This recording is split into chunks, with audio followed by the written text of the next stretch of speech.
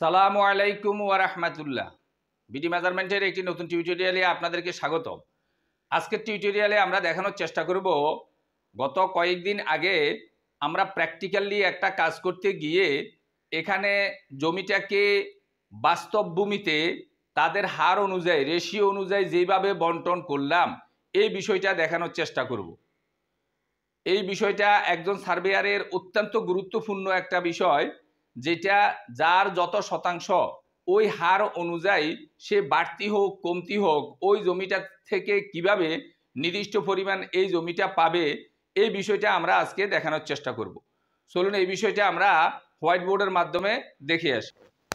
বাস্তব ভূমিতে আমরা জমিটা পরিমাপ করতে গিয়ে দেখলাম এটা একটা সাধারণ চতুর্ভুজ আকৃতির জমি। জমিটার অবস্থা হলো এরকম, যেখানে উত্তরাইলটা আমরা পেলাম 43 ফুট 9 ইঞ্চি, দক্ষিণ এলে আছে 43 ফুট 9 ইঞ্চি, পূর্ব দিকে 42 ফুট 11 ইঞ্চি এবং পশ্চিমে 40 ফুট 7 ইঞ্চি। আমাদের প্রথমত কাজ হলো আমরা এই জমিটাকে কত বর্গফুট আছে, কত শতাংশ আছে, এটা আমরা বের করলাম।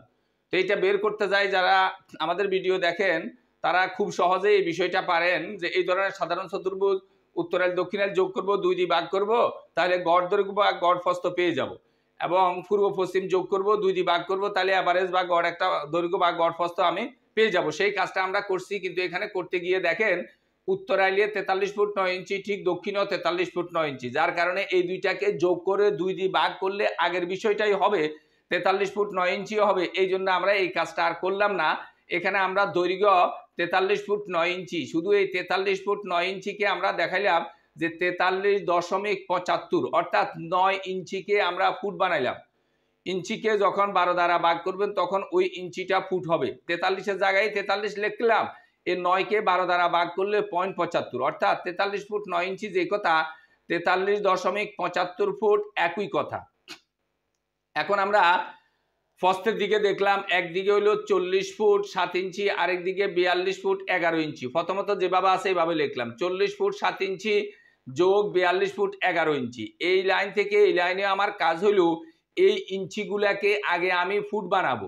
এই জন্য 40-এর জায়গায় 40 লিখলাম, 7কে যখন 12 দ্বারা ভাগ করলাম 0.58, যোগচিহ্নের যোগচিহ্ন দিলাম। এই 42-এর জায়গায় 42 লিখলাম, 11কে যখন 12 দ্বারা ভাগ করছি 0.92। এই দুটোটা এখন আমি যোগ করার পরে 83.50 ফুট। এখন এটাকে আমি 2 দ্বারা ভাগ করলাম এভারেজের জন্য, গড় করার জন্য। এটা হলো 41.75 ফুট। এখন আমার এটা হলো গড় দৈর্ঘ্য এবং এটা হলো আমার গড় প্রস্থ। এখন আমি এই দুটোটা গুণ করব, তাহলে আমার ক্ষেত্রফল হবে। দেখেন 43.75 ফুট গুণ 41.75 ফুট, এই দুটোটা গুণ করার পরে 1826.56 বর্গফুট। যেহেতু ফুটে ফুটে গুণ করছি এই জন্য আমরা লিখে দিলাম বর্গফুট। আর বর্গফুটে 435.60 দ্বারা ভাগ করলে শতাংশ হয়। এখানে জমির পরিমাণ আছে 60.19 শতাংশ। এই 60.19 শতাংশ জমি 2 জনের মালিকানায় আছে। 60.19 শতাংশ জমি 2 জনের মালিকানা। এর মধ্যে একজনের হইল প্রথম জন, আমরা লিখে দিই যে প্রথম জনের অংশ হইল 2.40 শতাংশ। এখানে একজনে পাবে 2.40 শতাংশ।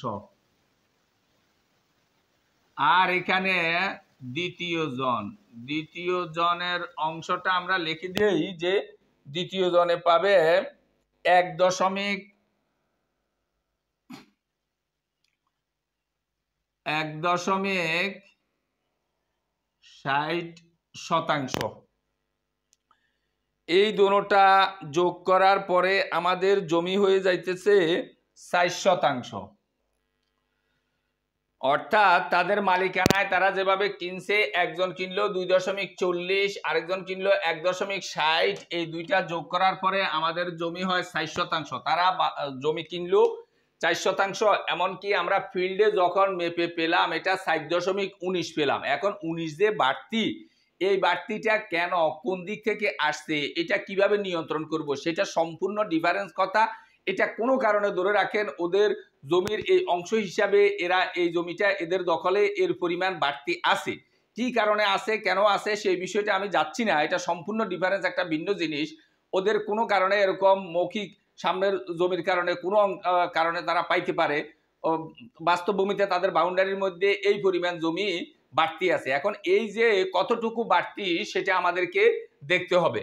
আমরা দেখতেছি যে আমরা বাস্তবে যেটা পাইছি সেটা হলো 4.19% এবং দুইজনের মালিকানায় যেটুকু ছিল সেটা হলো 60%।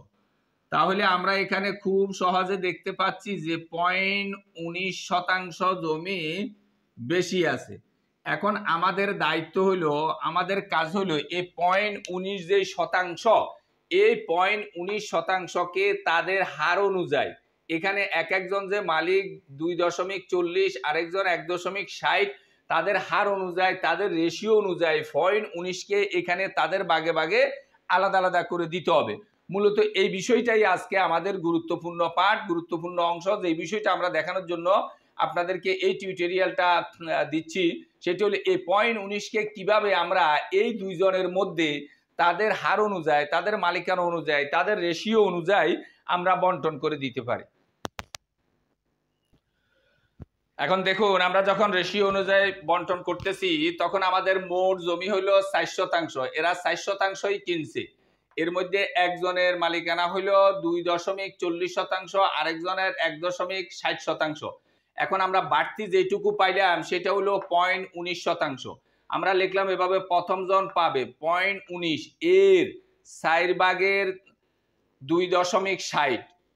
এখন এটা কিভাবে কাজ করলাম, যারা এর কাজ জানেন তারা খুব সহজে এগুলি পারবেন। যে দেখা গেছে যে 0.19 এবং 2.40 এটা আমরা গুণ করছি, অর্থাৎ বাড়তি যে জমির পরিমাণ, এই পরিমাণকে তার হার অনুযায়ী, তার অংশ দিয়ে গুণ করলাম এবং টোটাল পরিমাণ দিয়ে ভাগ করলাম। এখানে হলো 0.11, অর্থাৎ 0.19 যে বাড়তি ছিল এখান থেকে প্রথম জন তার রেশিও অনুযায়ী, তার হার অনুযায়ী সে 0.11% পাবে।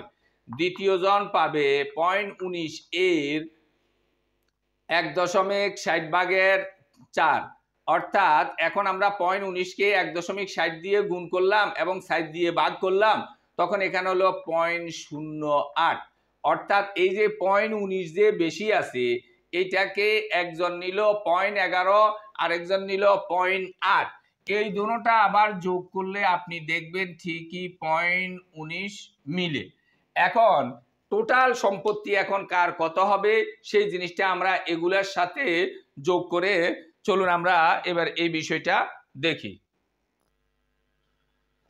এখন আমরা এই 0.11 সাথে উনার পূর্বের মালিকানায়, মূল মালিকানায় যেটা ছিল 2.40, এটা যোগ করলাম। উনার নতুন এখন অংশ হবে 2.51%।